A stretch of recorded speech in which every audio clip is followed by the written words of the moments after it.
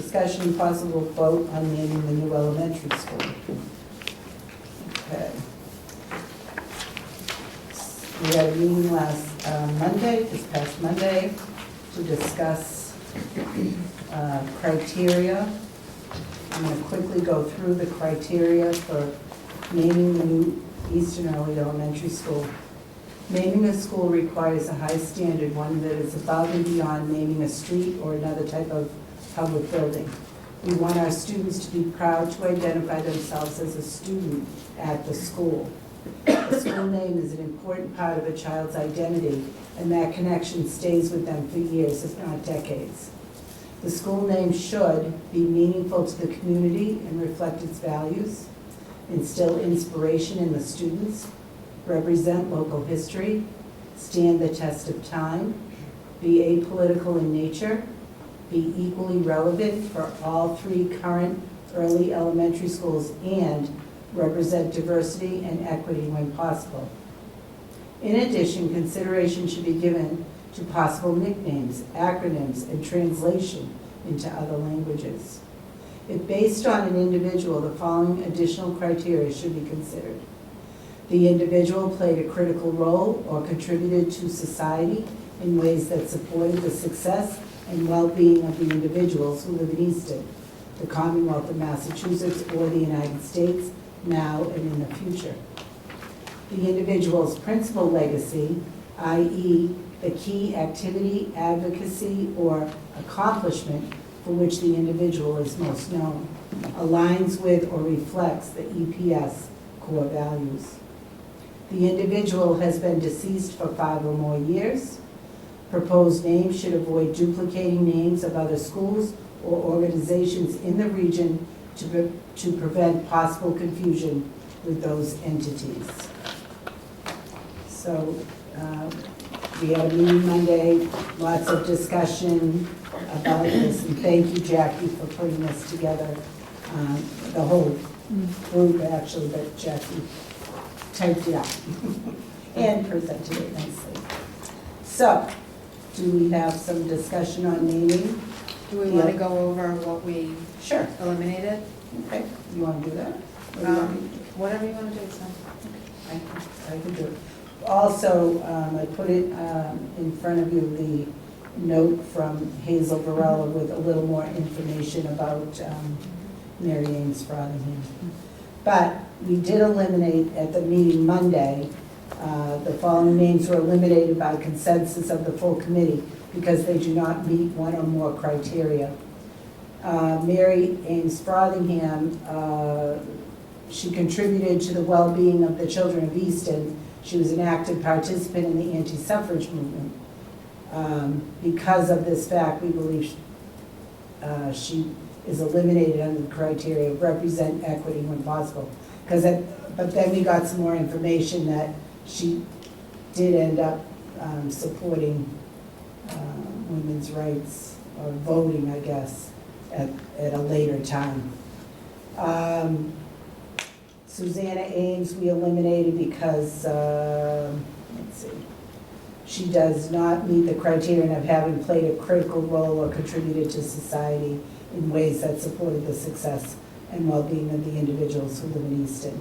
And there wasn't much information to find out about Susanna Ames. And the person that nominated her didn't send information forward. Centerview Hall, the new school is expected to serve our children for up to 50 years, possibly longer. We believe that in the not too distant future, our children attending the school will have little to no connection with the current early elementary schools.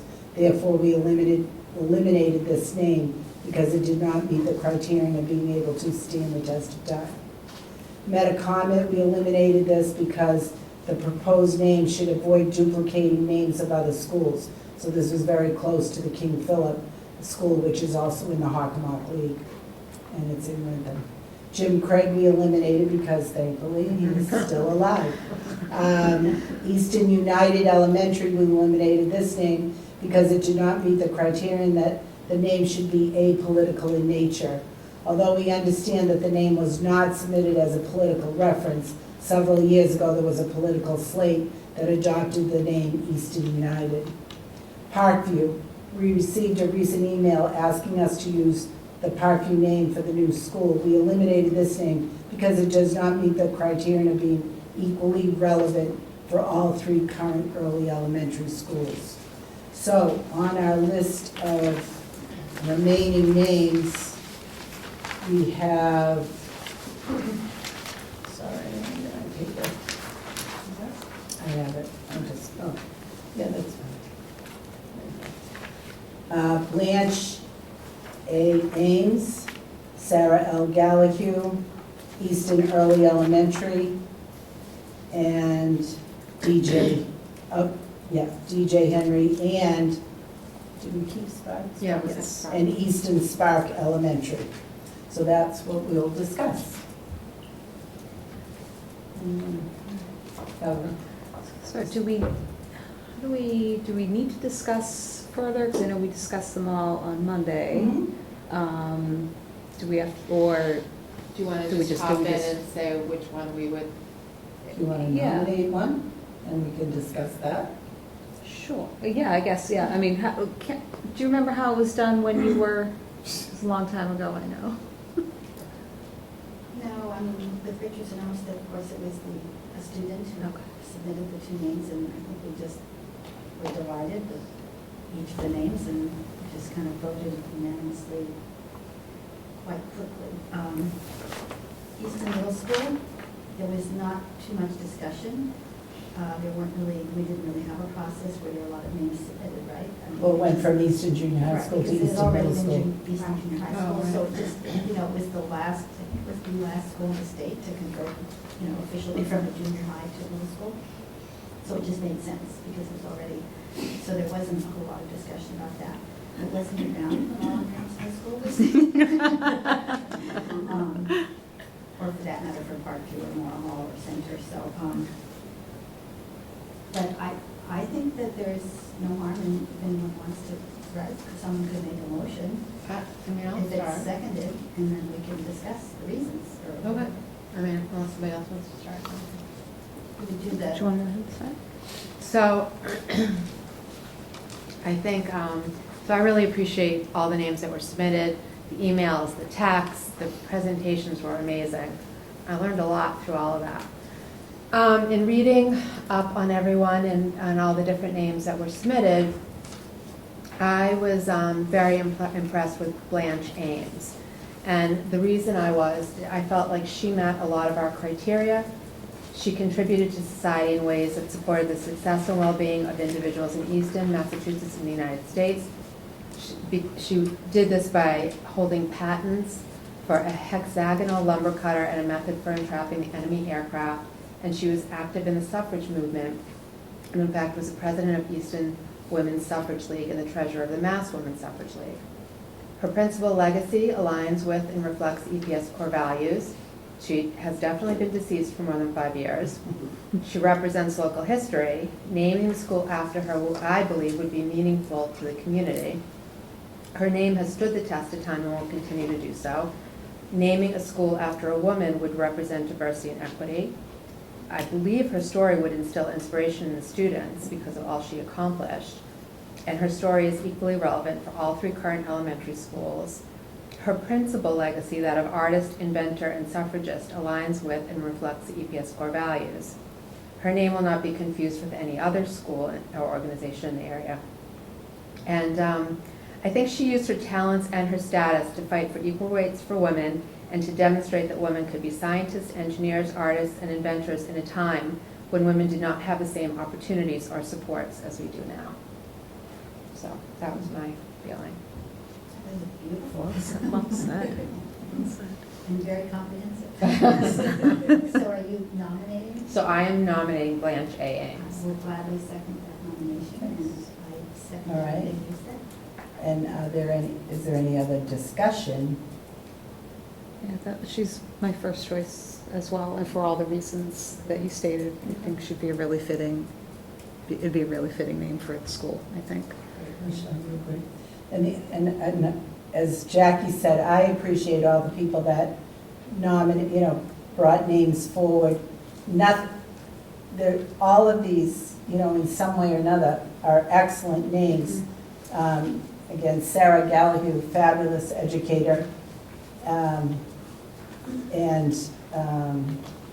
DJ Henry, great kid, in an unfortunate circumstance. Easton Spark Elementary, it's got that creative flair to it. But I also agree, Blanche A. Ames, and she's actually married to the Ameses of Easton, but she's her own Ames by herself. So she married in, and she was quite a powerful woman and very, very ahead of her Yeah, time. I was just definitely saying Very that. ahead of her Very ahead time. of her time. And I think it would be nice for the children that go to this new school to learn about her and what she accomplished and everything. And yes, I'm in favor of that also. So, not to prolong things, we want to vote, all right? So, why don't you I'll make the motion that the new early elementary school be named after Blanche Ames. I'll second. And all those in favor? Okay, it's unanimous, thank you. You have a Thank name. you. We have a name. Stop paying the bills.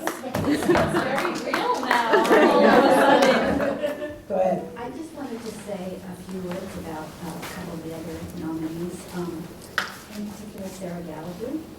Now, if I could just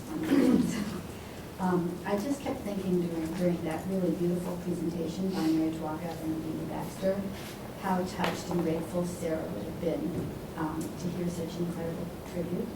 And as many of us know, we've all, I think, through the years tried to focus on equity and fairness and even-handedness. So I think the main criterion that led me to, lean toward Blanche Ames, that would have eliminated Sarah in terms of our criteria, was the fact that it would have weighted the sort of the one school more than another. And I think that's, she was, as outstanding a principal as she was, she's really primarily associated with one of our elementary schools. So that's why. And, we talked on Monday about the fact that DJ Henry, as you said, a fine young man, died under truly tragic and just really unforgivable circumstances, and his family really has, I think, inspired the community and far beyond the community with the wonderful foundation they established in his memory and all the opportunities they've provided for other children. But I feel that his story is tragic, and it might have been difficult for young children to kind of understand it and not be frightened by it. So I think that was a reason why, for me, as fine a young man and as wonderful an example as his family has been in responding to the tragedy, I just felt for an early elementary school it would have been a difficult choice. Mhm. And we did get another letter from Hazel Varela, who's a wonderful historian in town and a wonderful former teacher, and she does emphasize that Mary Frothingham apparently changed her mind about women's suffrage. But beyond that, I think that she was a very generous and kind person, but in terms of actual accomplishments that promoted the well-being of not just the community, but kind of on a national level, so many organizations and initiatives, it just seems like it's hard to not choose Blanche Ames. So I just wanted to say a couple, but really, as you said, the presentations were wonderful. That sparked. Loved it. That was a great Yeah. presentation. That's excellent. Quite, I know, we should have that little video of that. Thank you. I'm All right, excited. thank you. Okay.